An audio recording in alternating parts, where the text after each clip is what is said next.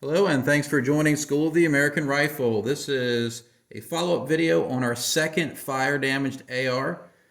The gentleman who owns this rifle suffered a house fire, pretty much lost everything, and I offered to have him send in his AR to see if we could make it whole.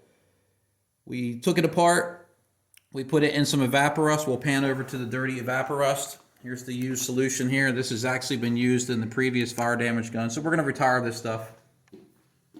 But this is what we have here on the bench. These are student benches. This isn't my regular bench, so don't be concerned that something strange is going on. We were just doing other projects, and we needed some different space to shoot our video. As you can see, unlike our previous video, we have a buttstock. This one I had to break what was left of it off of the receiver extension. You can see where I pried in a couple spots. I normally don't leave marks on things when I work on it, but this needed some convincing. Receiver extension still usable. It wasn't on the gun when we shot the first video. It was sent separately because the owner couldn't fit it into the box he shipped things in, but this is all of the parts. Now, the two things that we don't have from the damaged gun is a pistol grip. I'm not sure if it melted and was just lost. I'm sure that it's gone now. And for some odd reason, there was no pad on the buffer. The previous fire damage gun we had the buffer pad. It just had some damage to it. This one was missing. We had the retainer pin in it if you look at the previous video, but no pad. So to get this back together in 100%, we have to add a pistol grip and we have to add a pad to the buffer. Off to the left of this, I have some new springs, some gas rings, but these are just here just in case. We're not going to use these initially. What we'd like to do here, regardless of what we can save and what we can replace, the original owner is going to get a perfectly assembled, reliable AR-15. Daniel Defense has stepped up and said they're going to replace the upper receiver. Geissele has said that they're going to replace the fire control group. We haven't reached out to Radian. It has a Radian selector and charging handle in it to see if they wanted to jump in and see if we could help add some more nice parts to his replacement gun. But everything on here is going to have to be replaced, and I'll explain here in a moment. Unlike the Palmetto State Armory gun that didn't really have significant damage to the receivers, this one's pretty bad. So let me get a straight edge and show you. The lower receiver is completely bowed outward.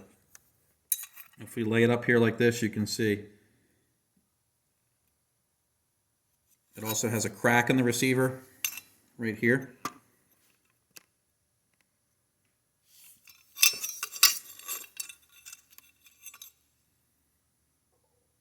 And inside the magazine well, there's also some bubbling of the aluminum. You can even see it on the outside of the mag well. We lost the anodizing due to the heat. The upper receiver suffered the same fate. Not as much anodizing that was removed, but it's also bowed outwards right here and slightly here.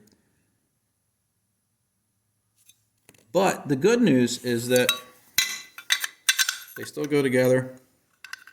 We can still pop the pins in. So the idea behind this video is not necessarily to show you what we're going to give the original owner. It's to see what we can do with what's on the bench. We're going to put this back together without replacing any components. We're not going to replace any pins, any springs, nothing. It's going to go back together with everything that we have here, plus our two new parts that we had to put in. And we're going to do some basic gauging, some basic inspection. I'm not going to show the assembly on video because YouTube won't allow it. But after I get it assembled, you guys will partake in the gauging, the inspection, and then we're going to take it over to our test trap and we're going to fire it. We're going to see if we can get this thing to fire and properly cycle. And if it does not properly fire, we're going to replace components until we can get it to properly fire. Once we get it to properly fire, we want it to cycle properly, and we'll replace components one by one until we can get it to properly cycle. So we just want to see if we can bring a gun back from the ashes with as little replacement parts as possible. Hopefully that'll be something that interests you. Our previous video, we said it was entertainment. There was a little bit of education involved. This is going to be some entertainment and some education as well. No, you should not try to do this with a gun that you have that's fire damaged. It might not be safe if you don't have the right understanding of how things are going to work. These receivers don't contain pressure. Them being damaged like they are isn't going to cause a significant risk to me when we test it.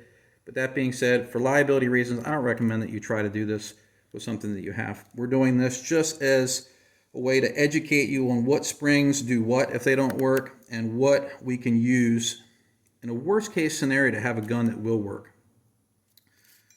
The barrel cleaned up really well. I haven't looked at it with the bore scope, but when we do our inspection, I'm going to show you how well the barrel failed, or how well the barrel fared in this damaged setup here.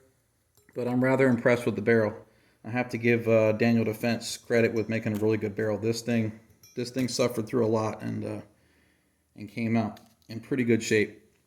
So we're going to do a follow-up video after I get this put together with the gauging, the inspection, and the test firing. But I wanted to give you sort of part two. It's not a teaser, just an understanding of how we're going to approach this a little bit differently. In the PSA gun that was damaged, we replaced springs and pins and everything that I thought should be replaced before we test fired it. So we're going to take a slightly different angle here, and hopefully you find this interesting. And as always, thanks for watching.